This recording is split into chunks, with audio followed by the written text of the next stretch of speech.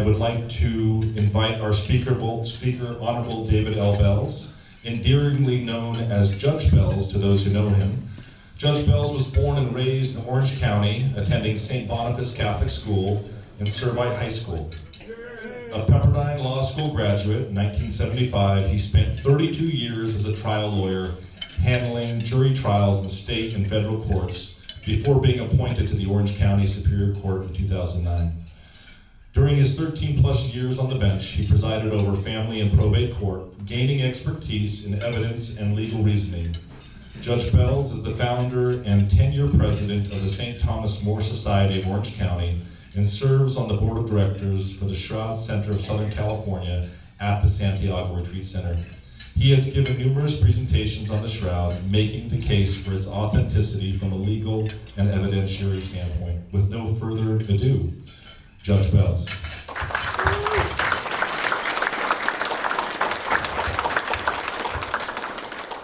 Thank you, John Paul. So I have a trivia question for you. Who knows where the First Friday Friars first met when it was founded and started by Carl Karcher? Where was that? What place, what location? Disneyland Hotel, okay? So that tells you how old I am. So anyway, thank you for having me. I was pleasantly surprised to be asked to do this presentation just recently, so I had to kind of scramble to put this together. And one thing I do have to say is, in some of the advertising, I've been really busy lately. I am now a private judge, which I thought, I'm going to retire and slow down a little bit. And Robin can tell you, it seems like I'm working more now than I was then. And so I was recently asked to do this presentation, and I thought, oh man, I got to scramble to put this thing together.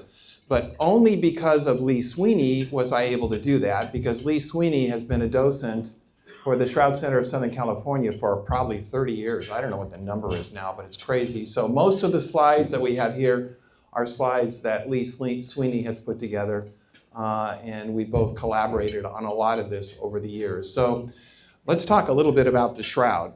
How many of you, oh, by the way, I was just going to say, the notice for this suggested that I'm currently a Superior Court judge, and I am not. I am retired, and there's a big difference between being on the bench and not being on the bench, and that is, number one, I can't hold you in contempt, and I can't put you in custody, okay?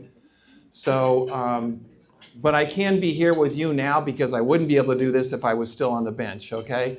So I enjoy that part of it, and hopefully we'll be able to do more with the Shroud as the Shroud becomes more and more important in our culture as time goes by, because I think its time has come. So, Shroud Center, Southern California. It was moved from Fountain Valley in, I think it's 2000, was it 12 or 14? It's been 12 years now. Yeah, 14, right? It had been, oh, by the way, we talked about the Trade Center. I was asked to do this, but John Paul already took care of that. The Shroud Center of Southern California was founded in 1995 by Dr. August Aceta. And Dr. Aceta first became interested in the Shroud Center because of his curiosity, which is exactly why I got interested in the Shroud itself, because I was curious. I wanted to know more about what it was. And so his journey came out of medical school at Marquette, and my journey came out of law school as a lawyer. And so we owe a debt of gratitude to Dr. Aceta. The Shroud Center was in Fountain Valley at an office building with his brother Alex for many years, and then it was moved to Santiago, and we were given an opportunity. Dr. Aceta moved his medical practice up to Bakersfield, and we were looking for a home, and we found a home at the Shroud Center that's now at Santiago Retreat Center. And so here we are today talking about the Shroud. How many of you don't know anything about the Shroud? Okay. How many of you are here and are not necessarily believers or not Christians? Do we have any of those? So everybody is. Okay. So what is the Shroud? And you're going to find more and more talk about the Shroud because it's becoming very topical. right now. But what is the shroud, okay? Oh, I had to pop this in. Where's Terry McGaughan? Terry McGaughan is leading a group that has put together a project that's now in the fundraising stage for a $4 million immersive Shroud Center at Christ Cathedral. How's that? Right? So they kind of, it was more or less an outgrowth of the fact that we had a Shroud Center here, and the bishop was open to something extraordinary, and I think it will be extraordinary. Again, Terry is leading that group right now, and they're in the fundraising stages to raise, I think they've raised over $1 million. At least they have paid pledges for over $1 million. So if anybody's got a deep pocket here and you want to do something that might have an enormous effect on the cultural, there you go. Terry's right back there. You want to talk to him. Okay, so what is the shroud? We have images here, okay? That one is a canvas image. I got that from Barry Schwartz. We got that from Barry Schwartz. These are on a plastic film substance. At the Shroud Center, we have the shroud images, that image and that image on Kodak film, which you can't even get anymore, backlit. It is spectacular. It's actually better than going to Turin because you can walk right up to it and you can see every little detail. So what is it? It's a piece of linen cloth. It's a piece of linen cloth. On the table, everybody's got a little piece of cloth, okay? That is a piece of linen cloth. The shroud is a heavier, thicker linen cloth, but the shroud image is on a piece of linen cloth, which is flax plant. It's 14 feet by 3.5 feet. It's got, you can see there's a lot of busyness there. It's got wounds from fires. It's got wounds from folds. But what it has that is the most important is it's got this front ventral and dorsal image of a crucified man. And so you can see that here and you can see that there. When you're in Turin, they have it more or less blocked out in a glass, hermetically sealed vault so that it's protected. There's been obviously over time efforts to try to do something with it, okay? But there's a number of things, and we're going to go through that as I tell the story of the shroud here, okay? This is Lee, and I got this from Lee. Lee loves this. I love this. Dr. Aceta, who's a scientist by nature, and he has a nuclear medicine background, which is going to be important as we move along here. Dr. Aceta was quoted as saying, after 30 years of studying the shroud, it has the largest data set for any fact I have seen in my medical career. Now, this is what's important about this statement. He uses the word fact, okay? And that's an important word because unfortunately, most of the coverage and most of the media discussions about the shroud evolves around science. And that's a distraction because it's not about science, okay? And I'll explain to you why as we move through the presentation here. So, largest data set for anything I've ever seen in my medical career. I totally agree. It's unbelievable the amount of evidence that there is here. Okay, so what we're doing here today is we're going to talk a little bit. I'm going to give you a little education on the law and what I did when I was on the bench for 15 years. As was mentioned by John Paul, I was a trial lawyer. I've tried every kind of jury trial case you can imagine, from first-degree murder to medical malpractice case to admiralty law in federal court. You name it, I've tried it. Okay, I was a trial lawyer. When I got appointed, immediately I went to family court, and then from family court I went to probate court. For the last 8.5 years, I was the long cause probate trial judge. What does that mean? Unfortunately, it means that I see a lot of Catholic families where the kids are fighting over mom and dad's money. Sad. That's a whole nother story, okay? But the importance of this is I was the judge. I wasn't a referee over a jury. I was the trier I had to listen to the facts on these cases that were long cause. Sometimes 18 days. 20 days, 25 days, long cause trials, okay? So my background is evidence. I get evidence. And I also understand how our system uses logic and rational thinking to determine what is true and what's not, okay? So let's talk about some of the principles that we use in the legal system. First of all, there's two kinds of evidence. There's direct evidence and circumstantial evidence. You probably heard that. Direct evidence is evidence that directly proves the fact. It is evidence which by itself if found to be true, establishes that fact. So what's an example? If somebody said that Johnny ate a cookie, and after he was told not to eat a cookie, and somebody actually saw Johnny eat that cookie, okay, that would be direct evidence that he ate the cookie. Mom said don't, Johnny did it anyway, his sister was there and she saw him. That's direct evidence that he ate it. If mom says, Johnny, you can't eat the cookie, and mom leaves the room, and then Johnny opens the cookie jar, pulls the cookie out, eats the cookie, and leaves some crumbs, and mom comes back in and she sees the open jar with some crumbs, that's circumstantial evidence. Under the law, you were instructed as a juror. By the way, who served as a jury here?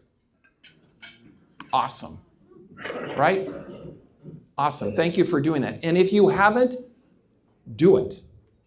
Do it.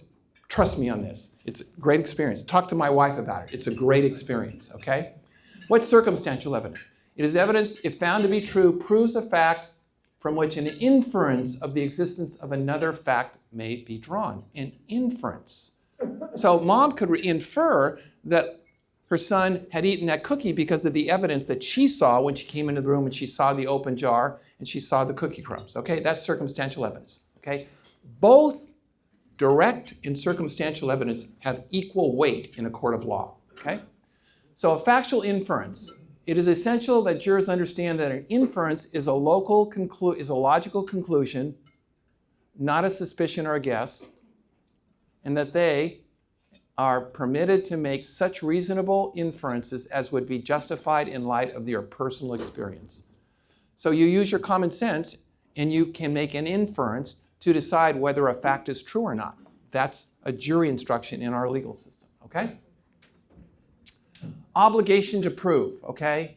The parties must persuade you, the parties in the case must persuade you by the evidence presented in court that what they are required to prove is more likely to be true than not true. This is referred to as the burden of proof. Why do we have a burden of proof? I'll tell you why. Because it's very difficult to prove a negative. How do you prove a negative? So in the development of jurisprudence, our legal scholars over the years have basically understood that you can't prove a negative, so there has to be a burden of proof, and there has to be rules that would apply to a burden of proof, okay? Essentially, what this is saying is, if the evidence suggests that something is more likely than not, then you can believe that it's true. In the legal system, we have various types of burdens that are required. In a civil case, it's more likely than not, or by a preponderance of the evidence. We say it's 51%. So if the evidence suggests that it's 51%, then the jury conclude it's true. If it's a criminal case, it's beyond reasonable doubt. In some of the other civil cases, especially in probate, we use another principle that's called clear and convincing. Clear and convincing evidence. That is, when all of the evidence is considered, what is it that you believe has happened? Is the evidence more likely than not? Is it beyond a reasonable doubt in a criminal case? Or is it clear and convincing? I'll make a case that in the Shroud, the evidence is clear and convincing. Way beyond more likely than not, okay? All right, so what's corroborating evidence? Corroborating evidence is independent evidence that supports other evidence by showing it is more likely to be true than not. Okay, so if somebody has a fact that they want to say, here's a good one. I had this in a mediation just this week, just this last week. In this case, there was a big issue as to what the percentage of ownership in property was. And one of the parties said, well, the escrow instruction says that it was, that I had put down $100,000 and that my mom had put down $50,000 to buy this property together. The partnership agreement that they signed, that was signed, said 50-50. But he wanted to argue that it was 150. He says, the escrow instruction speaks for itself. And I said, ooh, we got a little bit of a problem here, okay? Because that escrow instruction is hearsay. How do we know that the number 100,050 is accurate? You could have, or somebody else could have just told the escrow officer, this is the amount of money that we put down on this house, right? So it's not going to be reliable enough to pass the muster, right? And I said, do you have checks that show your 100 and her 50,000, right? And he said, I don't. I said, then you got a problem, okay? Because you don't have what you need to corroborate or support, okay? Follow? So again, these are jury instructions that we use in the court system. And then this is, to me, very significant when it comes to the shroud. That is cumulative evidence, okay? Cumulative. What's cumulative? A trier of fact must consider the cumulative impact of all the evidence when determining whether a party has met its burden of proof. Cumulative. This is really important because the problem with the shroud is, and I'm going to explain to you why, science is obsessed with the shroud. And one of the reasons why it's obsessed with the shroud is because it can't explain it. Okay? And so the consequence of that is they keep searching after the answer and they can't find the answer. Okay? They can't find the answer. So in the case of the shroud, I'm going to go through history, science, and faith, and how all of those buttons, you start adding them up, and there's only one conclusion that you can arrive at, logically. Okay? So let's start that process. Let's look back historically. Where do we have a reference of what likely was the shroud? Okay? And that is in John 23, verses 3 through 8, where it says, he bent down and saw the burial cloths. Then the other disciple went in, and he saw and believed. Okay. Let me just throw this out. If we believe, does everybody believe that the Bible is true? Okay. If we're going to believe that it's true, then it has to have a story. It's got more than just the words, okay? There's always more behind the story. Because in this case, it says he went in, he saw the cloths, and believed. Why did he believe? Okay? If he saw the shroud, and he saw that the body was gone, and then he saw the image on the cloth, what would you have thought? Did not Jesus tell them that he was going to rise in 3 days? Did he not? We don't even know all of the private conversations he had, but common sense, practical thinking, we know that the shroud has that image on it, okay? So if it was me and I went into that tomb and I saw that the body was gone and I saw those images on there, I'm going to go, whoa. What he said is true, right? Okay? And then we go into Matthew where it says, then they took Jesus' body and wrapped it in a clean linen cloth. Matthew 27. There's a little controversy over this, and I've talked to Dr. Assett about this. I've talked to Emanuela Marinelli. The wrapping was not likely that it was like a mummy, okay? Dr. Assett explained that to me. He says, Dave, and I'm going to talk to you about Dr. Assett. The imaging that they did shows that it couldn't have been wrapped like this. It likely was wrapped like that, okay? But the most important part about this slide is wrapped it in a clean linen cloth, okay? Linen cloth. What's linen? It's a really high-level, expensive piece of fabric that's made from the flax plant, a very, very durable, sturdy. Rich people would have owned a piece of linen cloth. Again, that little piece that I left you on the table, that's not the kind of linen cloth we're talking about here. It was thick linen cloth, likely. Well, we know it is because we have the shroud, right? All right, so let's move on. So where is it in history? Okay, well, I was telling Chris Hayden that there are writings that suggest that it went from Jerusalem up to Edessa. I won't get into all of the details of that. And I can't get into all the details for everything because we'd be here for 3 or 4 hours. Honestly, there's so much information on this. But it likely was taken up to Edessa because we know it was in Edessa at some later time. But here's a really cool quote. Are you ready for this? When they came together with Emperor Constantine to make the church legal, guess what? They said the holy sacrifice of the Mass is to be celebrated on a cloth of linen consecrated by the bishop as if it were the clean. Oh. Exactly. Oh. Exactly. That's evidence. I would put that on all day. That's the shroud he's talking about. They knew about the shroud. They referred to it. And why wouldn't they? Why wouldn't they want to have the Mass celebrated on an altar that had a shroud, a linen cloth, with the image on the altar? Of course they would, okay? So, again, you want to say that there's an opposite understanding of that? Go for it, okay? But this is a very practical, logical explanation. Moving on, the Nicene Creed. This is one of those that got me, and this is mine. One day I'm in Mass, and I'm listening to the Nicene Creed, and I went, whoa. Because as we were going through the Creed, at the bottom here I saw God from God, light from light. Light. And knowing what I know about the shroud, which we're going to talk about, how light was an important part of how that image was formed, that got me. I thought, holy smokes. In Nicaea, when they put the creed together, which was a declaration of what the church believed and taught, okay, they referred and used that phrase, light from light. That can't be accident. I believe that the scriptural references, which I don't know, did you, Mark, did you guys get those handouts? Did you guys make those handouts? The scriptural passages. No, we didn't do that. Okay, sorry. I had scriptural passages that have all of these references to light in Scripture. It's not just metaphor. You can read through what Scripture is telling us when they use the word light. It's more than metaphor, okay? And it makes total sense when you understand this whole story. So there's another one, light from light. Again, there's so much record. Again, I could spend an hour just on the history. I'm just going to touch on some of the most practical and the most persuasive pieces of evidence. This is the Christ Pantocrator Almighty. It goes back.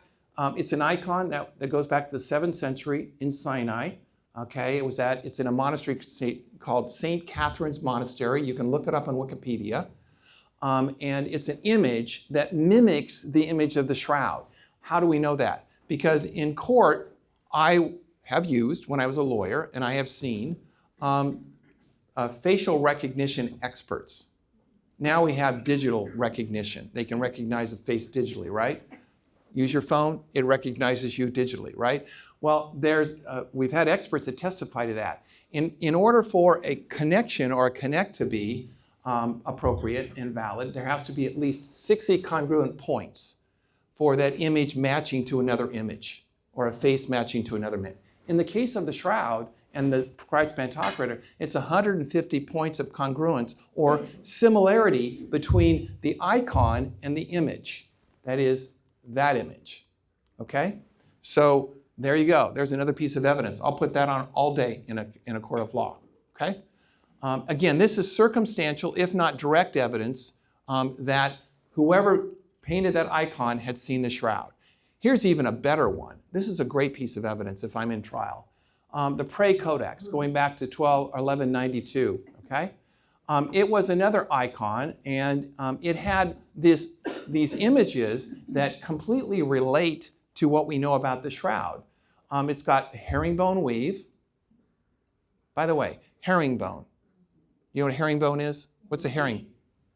What's a herring? Okay, fish. What was the early symbol for Christians? Okay. You know what they call the herringbone weave? By the way, it was a really durable weave. It was the most durable weave. Okay. You know what they referred to the herringbone weave as? What? 3 by 1. Exactly. There's nothing by accident here. Okay. There's a grand designer that had a plan. Okay. And so we have this herringbone weave that is consistent with a shroud. Same pattern with the poker holes. By the way, you can see poker holes on this right over there. See the poker holes? Those same poker holes, that's from a fire, okay? I think it was was it the 5th century, 6th century, Lee? But poker holes, okay? The poker holes are on here. The arms are crossed in the same way as in the shroud, okay? And there's only 4 fingers in the hands, and that's an interesting, also anatomical. This is a Dr. Aceta thing. When the hands are crossed, okay, you don't see the thumbs. And the argument there is that when they put the nail through the wrist, It hit the ulnar nerve and basically collapsed the thumb inside like that. Okay? So that's an explanation, a medical physical explanation. So this goes back to 1192. Clearly, there's a connection here between the image on that cloth and what they put on this icon. So whoever did this had likely seen that. Okay? And then, of course, we know from this image or this painting of a public showing from 1578 where 40,000 people came and they had the shroud on public display. This is the first really specific direct evidence of the shroud being on display in Turin, okay? And the interesting thing about all of these things, and again, I'm touching on the best ones because I have so much to cover here, is that it went from Jerusalem to Edessa. It went to Constantinople. It was stolen when they ransacked Constantinople in 1204. It then went to Liry, France. We have a history of it. And then it went to Turin, okay? You can trace the growth of the church from Jerusalem up and through into Europe, where Europe became Christian, okay? So yeah, we have this historical connection where the shroud was, the church was growing, okay? So moving forward, remember, history, science, and faith. Okay, now we're going to move into the modern era and the science part of the story of the shroud. So in 1898, when the shroud was on exhibition, at a big exhibition in Turin, Italy, a lawyer, part-time photographer, took a huge box, and I've seen it at the museum in Turin, this big box. He set it up at night with a priest and I think one or two other people there. At night, after the exhibit had closed, he was authorized to take a picture. So he took a picture with this monster camera. He put the picture on a glass plate, right? And then he went back to his home to develop the glass plate, and what he saw stunned him, because what he saw was a positive image on a negative glass plate, okay? So he saw something that wasn't there, but something that is there, okay?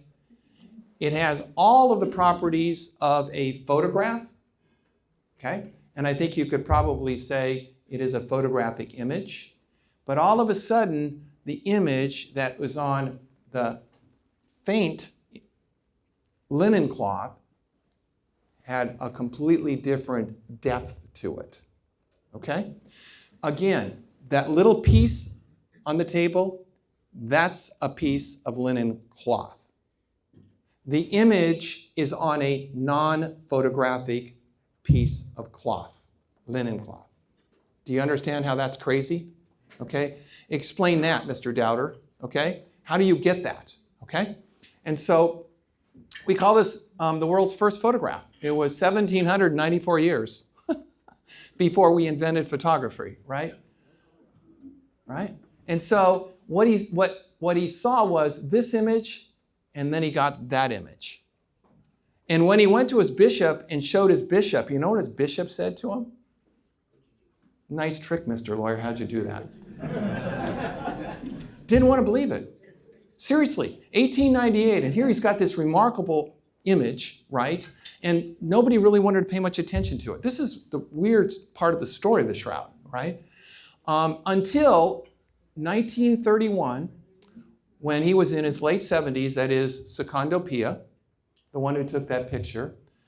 There was a photographer by the name of Giuseppe Henry, and in 1931, Giuseppe duplicated what Secondo had done in 1898, and he got essentially the same thing.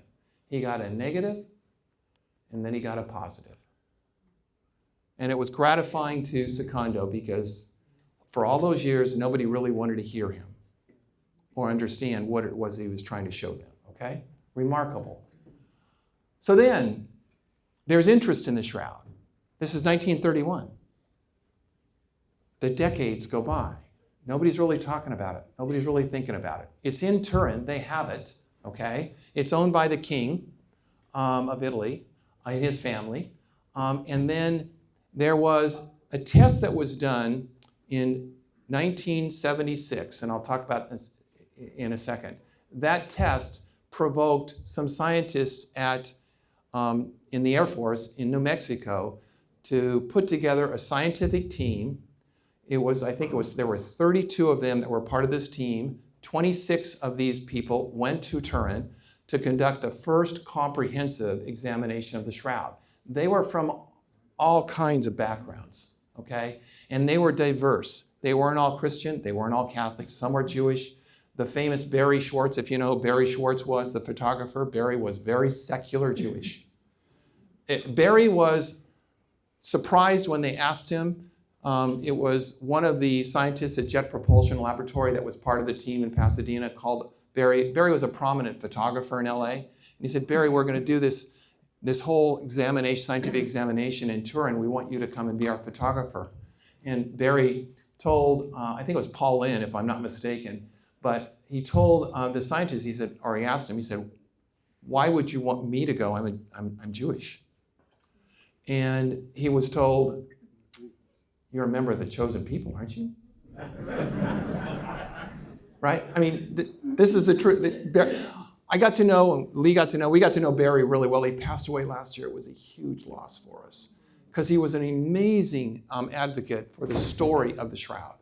But they had this amazing team that they had 120 hours to do a comprehensive examination, and they did, and it was like 24/7. They only had 120 hours, and then they were out of there, okay? This is one of those famous pictures. Ray Rogers was one of the most prominent scientists on that expedition, that scientific expedition. And they had 2 tons of scientific equipment, everything that was part of the modern day scientific community that they could use to study this thing. And so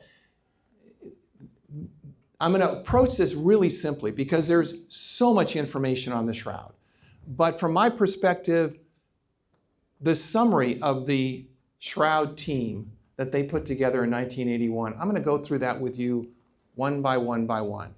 This is my case. I'm going to make the case based on what those scientists who were there did: physical, personal, visual, direct examination. First sentence of the Shroud summary from that 1978 team. The summary, again, was released in 1981. First sentence. I mean, to me, end of story. They found no pigments, paints, dyes, or stains on the fibrils. First sentence, okay? I go, what? So what's a fibril? You know, a piece of thread. You ever used a magnifying glass to look at a piece of thread? And you see that thread has little hairs that come up from it, okay? Those are the fibrils. The fiber is the body of the thread. The fibrils are the little surface hairs, okay?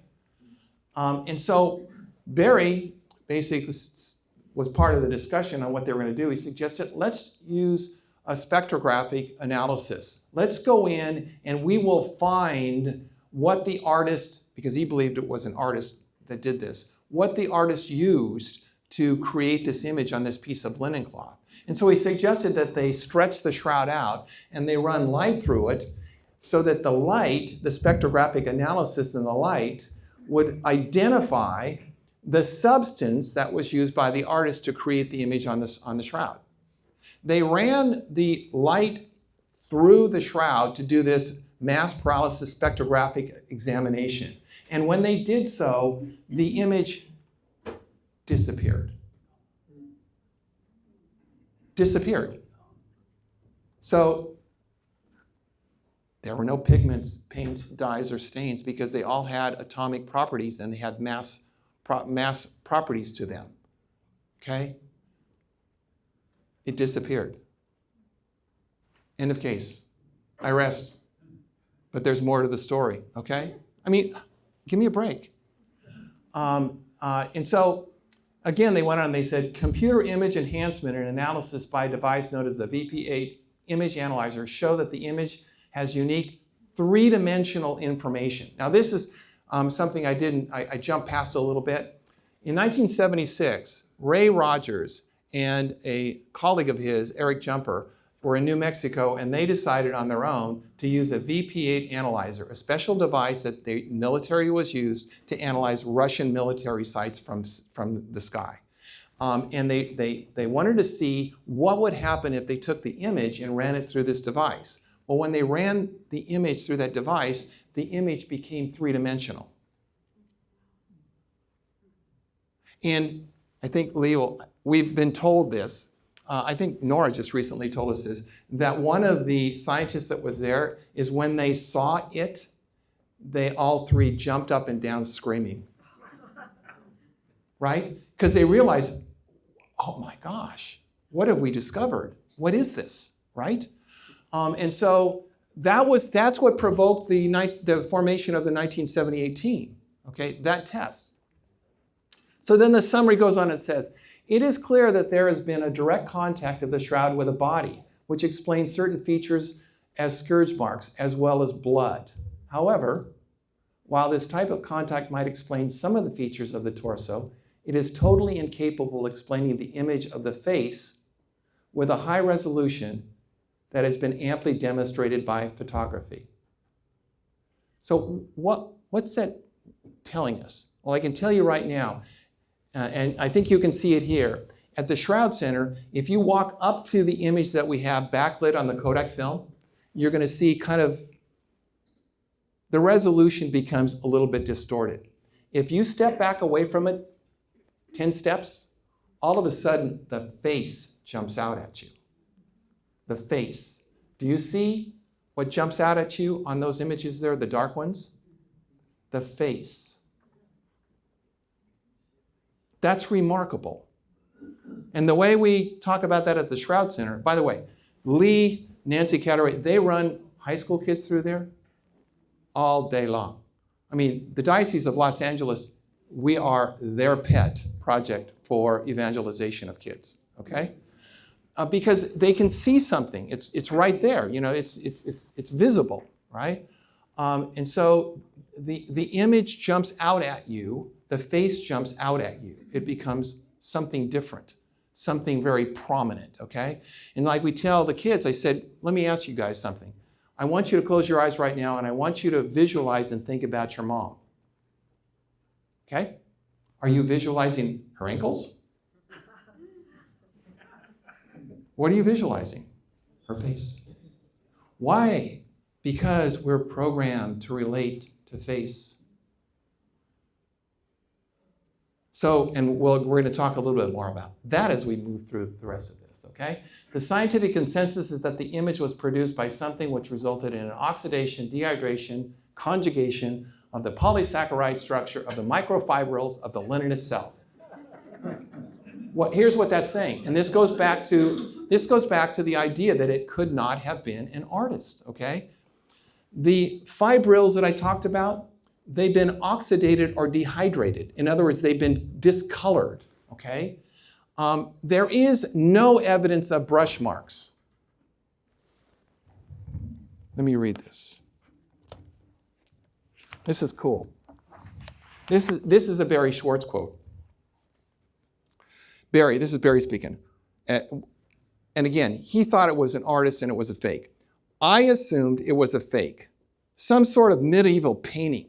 But after 10 minutes studying it, I knew it was not a painting. As a professional photographer, I was looking for brush strokes, but there was no paint. There were no brush strokes. I'll make that argument all day long. That's my case, okay? One of the pieces of my case. By the way, a Catholic scientist champions the Shroud, okay? And so there you go.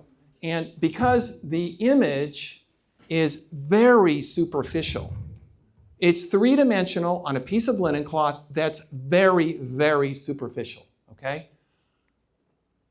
How superficial? The image lies on the superficial surface of the linen cloth at a depth of 200 to 500 nanometers. By the way, this is scientific observation and examination. This is very reliable. This is direct evidence, okay? This is what they found. How much is 200 nanometers? Take one of your hairs and split it in half. Okay? It lies at that superficiality, okay? And it has three-dimensional qualities. As you can see, like a photograph, again, on a piece of non-photographic linen cloth. I'd love to make this closing argument. So the Stirp team, we conclude for now that the shroud image is that of a real human form of a scourged, crucified man. So they had forensics there, and they concluded, based on their analysis forensically, that this was a human being. He was scourged. He was crucified. That's their observation. That's their conclusion. It is not the product of an artist. Bingo. That statement in and of itself is end of story. If it's not the product of an artist, what is it? Nobody can explain what it is. They've tried. There's been articles where they've thrown out these theories that maybe it was some sort of a radiation event, or there was this kind of a thing, or that. I mean, I've read these articles. I have like 75 articles on my computer, and some of these articles, they really make a strong, persuasive argument, but in the end, you have to ask yourself, what's the foundation, and prove it to me. In other words, if you think it was created by somebody, then duplicate it. They can't. They can't duplicate the intensity of this and the depth of it, okay? So it is not the product of an artist. That's what the 78 Stirp team concluded, not. That's like, there you go, okay? The blood stains are composed of hemoglobin and also given a positive test for serum albumin. Hemoglobin is obviously something that's part of human blood. Serum albumin is a protein that can contain bilirubin. Alan Adler did an analysis on the blood and said it contained a lot of bilirubin, which is something that the liver extrudes when the body's under severe trauma, okay? That's a little bit disputable, okay? They say, by the way, here's another word that just gets me, okay? I hear this all the time. I've heard it in our team for the Christ Cathedral. It's controversial. Well, guess what? The Eucharist is controversial. What do you mean by it's controversial? Explain to me what you mean. A priest told me that. It's controversial.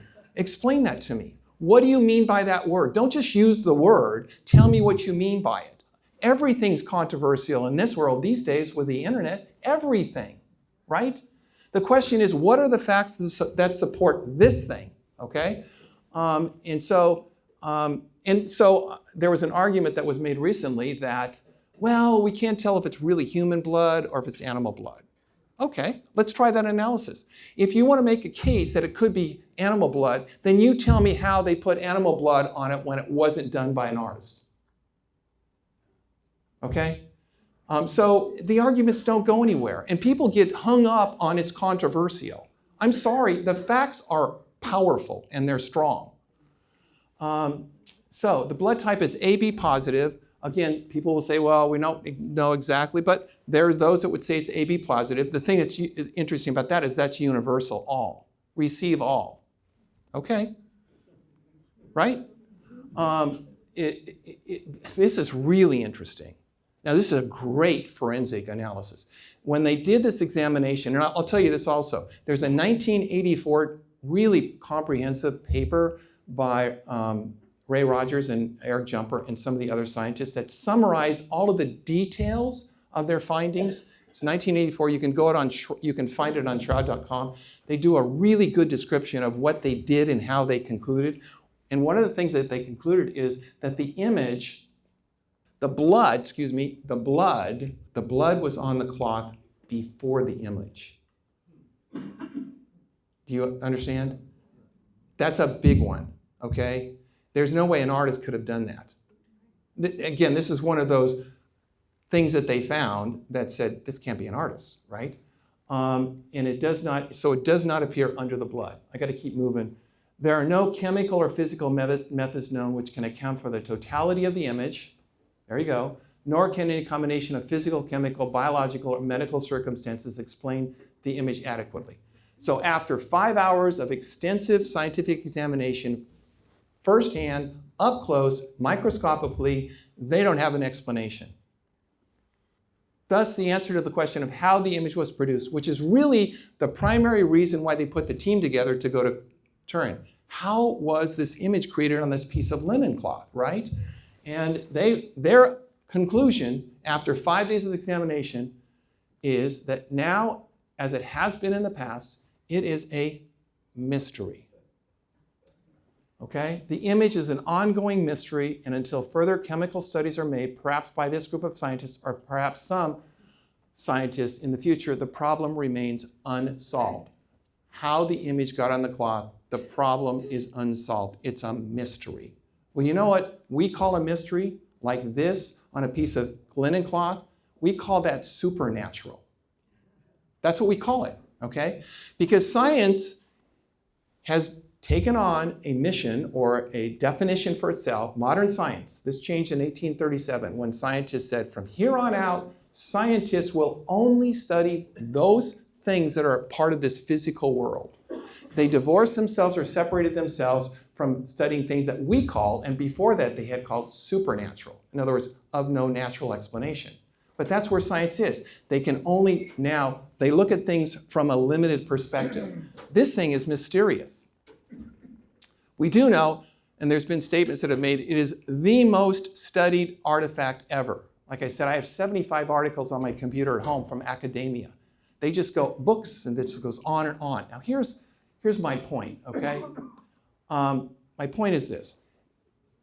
Once the scientists made this statement here, perhaps this group of scientists or perhaps some other scientists in the future, they'll figure this out, okay? Well, let me tell you what scientists do. They are eternally curious, eternally wanting to test, eternally looking for answers from their testing.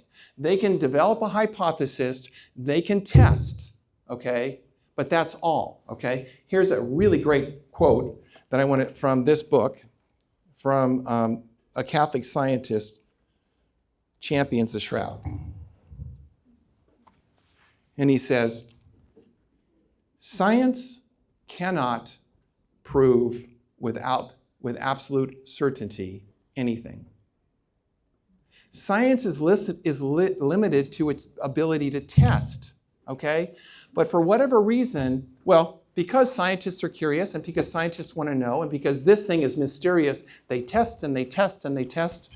And as a result, we have something that's been studied more than anything else ever, and they still don't have an explanation for how the image got on the piece of linen cloth.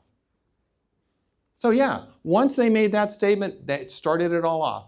And all we ever hear in the media and all we ever hear in articles is, we don't know enough, we don't know enough. Give me a break. I mean, there's so much evidence here, it's ridiculous. And so faith and science, both faith and science, and this again is from this book, have a specific part to play in the investigation of the Shroud. The Shroud of Turin is not the exclusive territory of science, nor is it the exclusive territory of religion. Great statement, right? Science plays a role. They both have a role. They both have an important role. If they hadn't done that scientific examination, we wouldn't know a lot of the facts that we've talked about, okay? Science does not have the last word, period. But in our culture, it seems like that's all people want. They want science to give them the answer because science is the new religion. It doesn't have the last word. It wouldn't in a court of law. I can tell you right now, I listen to an expert who's a scientist as an expert, and then I got to listen to the rest of the evidence, all of the evidence, right? Before we decide what the truth is on a case. So there is so much that science can do for us, but there is also so much that science cannot do. Moving forward, I'm going to touch on really quickly on some of the theories, okay? Because we don't know exactly how the image got on the cloth, but there are some interesting theories, and this is really cool. Dr. Aceta was part of the really important scientific study at Hoag with Dr. Alliance, the head of nuclear radiology, and John Jackson, who formed and headed up the STIRP team, okay? Dr. Aceta, injected dye into his system, and on a Sunday afternoon when nobody was there, he put himself into a gamma nuclear radiation device just to take an image of himself to see if they could create an image that was similar to the image on the Shroud. Why? Because there was this debate going on. what was the force or what was it that formed the image on the cloth? There was arguments that it was a coronal image. You know how we see statues and icons with like a halo around a saint's head? A coronal image, okay? Okay. He wasn't going to buy that, and I don't buy it either, and I'll tell you why. Because one of the remarkable things about the shroud is its reality. It's check with reality. It's telling us about something that has enormous about messaging and information for us. And I'll talk a little bit more about that soon. But what they found was they found an image that had a lot of the properties and qualities of the shroud and the image on the cloth.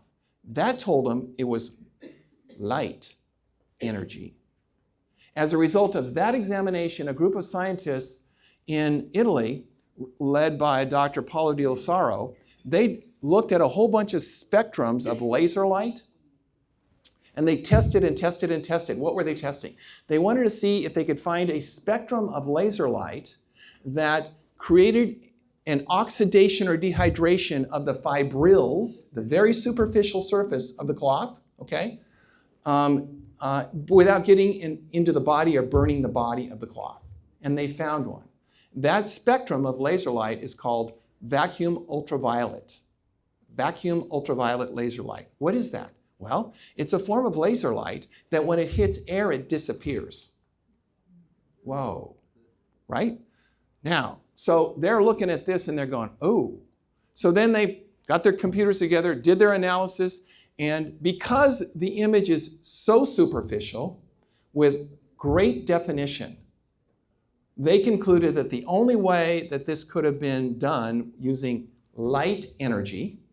By the way, light is radiation. You know that. Definition of light, it's radiation, okay? Light energy was if that light energy was, if the shroud was exposed to a light energy very, very quickly and very, very intense. So it had to be there enough to be really intense to dehydrate or oxidate the fibrils, but not burn into the body. And their conclusion was that the laser pulse would be shortened to 1/40 billionth of a second, and the laser power would be that of several billion watts. That's their analysis. Now, keep in mind, this is a theory, but this is a valid theory as it relates to an explanation or exploration for how this image was formed. Why is this important? Because as I mentioned to you before, remember those scriptural references I referred to about light? Light, light, light, light, okay? Those references in Scripture to light are not just metaphorical, okay? There's more to that, okay? And there's lessons for us in science for the future for us to know more about the universe. So the King of Kings and Lord of Lords dwells in unapproachable light. 1 Timothy. That's what Scripture tells us. Unapproachable light. Whoa. How did St. Paul know that? He hadn't seen the shroud. Or maybe he did see the shroud. I don't know. We don't know. But that's what it says. Okay? Unapproachable light. And by the way, Scripture also tells us God is spirit. God is spirit. Okay? So, we call the shroud a visual gospel because it validates, and this is the faith part of the presentation, it validates what Scripture tells us. How does it validate it? Because it has the wounds from the scourging. It has the crown of thorns. It has the side spear. It has the wounds on the body from the crucifixion, okay? It has all of these characteristics that are completely consistent with the scriptural reference to the Passion. It backs and supports the biblical record of what happened to Jesus, right? There you go. That's great evidence from my perspective. Jesus he was scourged. He had a crown of thorns, which, by the way, was more or less, now it's considered that it was not a round, but a helmet type, okay? He was crucified. The nail went through the wrist, not the hand, because that's the only way it could have held the body, okay? And then he was pierced, right? All of those wounds are on the shroud, right? Again, from an evidentiary legal standpoint, I mean, right? it certainly points to its authenticity to me. So Matthew 17, and this is where it kind of gets fun. I'm just going to move through some fun stuff because we're getting towards the end of the presentation. So here's the way I look at this. Hold on. Let me see if I... Hold on, I want to read something to you.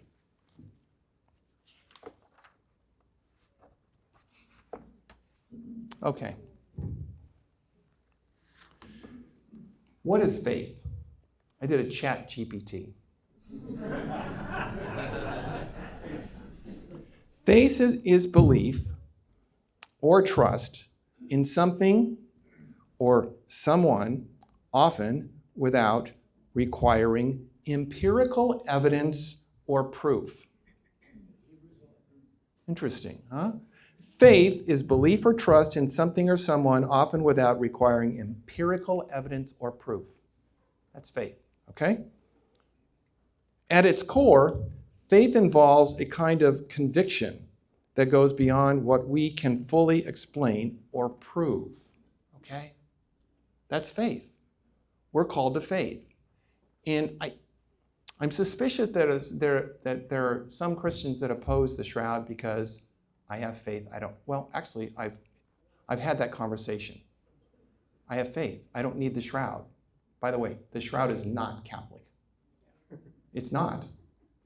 It's for every human being on earth, okay? But I've had this conversation. But what if we had physical evidence of the resurrection? What if we had something that he left us that proves it beyond just us believing, but now we have physical evidence? And if that's true, and if we're taught by the church and in the Bible, and the church, the catechism specifically, what does the catechism teach us about Jesus' nature? What is his nature? Fully God, fully man. That's what we're taught. What does that mean? In and of itself, it's kind of like, what does that mean? Okay? But now if you look at the shroud and you look at what appears to be evidence of what happened when the body rose, right? When it basically went, in my view, it went back into light. Okay? What you have is you have now an insight that gives you an explanation for how did he transfigure? I mean, we're not doubting that happened, right? Are we doubting that he walked on water? How do you walk on water when you weigh 170 pounds? Right? He had this ability to cross back and forth between being fully human and fully divine. I mean, is that not incredible? But so my point is, the shroud is pointing us to other things that we're supposed to know and understand as part of how God reveals himself to us. Okay? And also people say, well, why do we need this? Because Jesus gave them many proofs. After he rose, he came back and gave them proofs. Okay? Ask him. Okay? He did. He gave us proofs. Here's a proof, right? What are we going to do with it? In the evolution of understanding all of this at the Shroud Center, Lee and Nancy Cataray have kind of focused on another way of looking at all of this. What does it really mean, okay? Old Testament's got a number of scriptural passages that tell us that we're supposed to seek his face. Lee recently told me, I did some Hebrew on his face, and the word for face in Hebrew is the same word as presence. But Scripture, Old Testament, Chronicles, Psalms, they talk about, if my people will humble themselves and pray and seek my face and turn from their wicked ways, I will forgive their sin and heal their land. Okay, so the two big words that jump out at me there are humble and face. Okay, seek my face.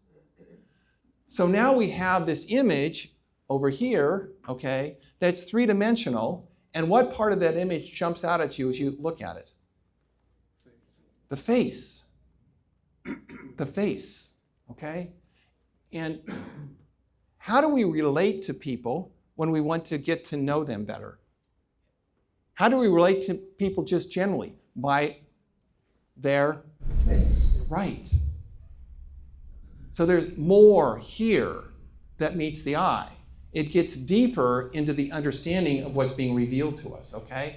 And there's so many saints that have been into this idea of the face and the holy face, et cetera, et cetera. This is Sister Faustina. Meditate frequently on the sufferings which I have undergone for your sake. Then nothing of what you suffer for me will seem great to you. And again, this is where this image, look at this image. Look at the image. You can see every wound. You can see every wound. You can see every single thing that they did to him. Now, how do you look at that? Do you get sad? Do you look at that and get sad? It makes me sad? Or do you now have a deeper understanding of his love? By the way, who in this room doesn't like love? And I used to do this in court because I was constantly getting all of these emotional outbursts, right? And I would say, what's the opposite of fear? Love, right? So the message, that we're getting here is a message of understanding deeper, in a more deep way, what he actually did do. That's why we're here for Lent, right? There you go. And that face starts to get to you after a while. We've talked about computer imaging, that they'll take an IA and they'll recreate that face. You don't need to. You don't need to. That face is the face that he gave us. No AI recreation of it, okay? That's it. So, where does that leave us? Well, back to Scripture. And that word. This is a great scriptural passage. When I kind of drifted away from the church into the non-Christian community for a while, this is what they pounded me with, right? And I thought, wow, that's a great passage. For God so loved the world that he gave his only Son, that whoever believes in him should not perish but have eternal life. And this is the judgment, that the light has come into the world. There's that light again, right? And there's the image. There's the holy face image. Okay? So I'm about ready to wrap this thing up, but I want you to understand that there's so much about the shroud, and in what Terry and that group are doing at Christ Cathedral could be huge. It could have huge impact. Shroud Center, Southern California, will continue to be at Santiago. We have some expansion plans there. That's a very, very good resource for evangelizing kids and youth. But this thing has a moment. And don't ask me why it's taken so long for it to really happen, but it's happening. And so anyway, on Wednesdays, the Shroud Experience, if you want to come to the Shroud Center through the rest of the year, on Wednesdays, we're going to have Mass, lunch, and a Shroud presentation. And I don't know, 2 of the days of the month are the Holy Face presentation, and 2 of the days of the month are, what is it, Lee? It's kind of both. I know, but the first and the second are the first. Which is which? All right. Well, if you go on the website for the Retreat Center, they'll give you more information on what we're doing here during Lent and through the rest of the year. Okay? Big First Friday Friday. Round of applause for Honorable Judge Dave Belz. And I don't know, you look like a friar. I am a friar. You are a friar. I'll always be a friar. Thank you for an outstanding presentation. Thank you. Judge Belz, thank you so much.